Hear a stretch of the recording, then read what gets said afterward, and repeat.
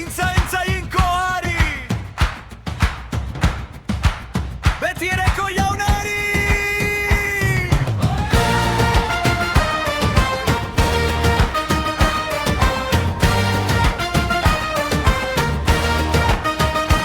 Aita, semea eta Espiritu Santua, jainko bakarra, hiruretan bat. Izan zena, dena zena orain izango dena, betiko jauna hor dagoena, munduaren aurretik zegoena. Gaur gurekin dagoena, bihotzean bizi dena, etorkizunean ere hor izango dena. Alda ezina, jainko handia, betikoa.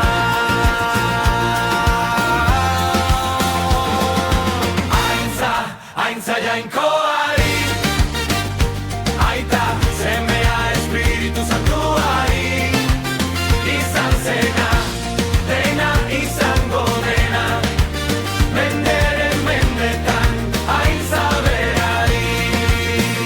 Hiru pertsona, jainko bakarra, misterio ederra, maitasunez betea, sortzailea, salbatzailea, konsolatzailea, beti gure ondoan, beti gure alde, izarre kantatzen dute haren aintza. Bihotz guztiek ezagutzen dute haren indarra, hasiera eta amaiera, alfa eta omega, menderen mendetan, aintza eta ore. Aintza jainkoari, aita semea Espiritu Santuari, izan zena, dena izango dena, menderen mendetan, aintza berari.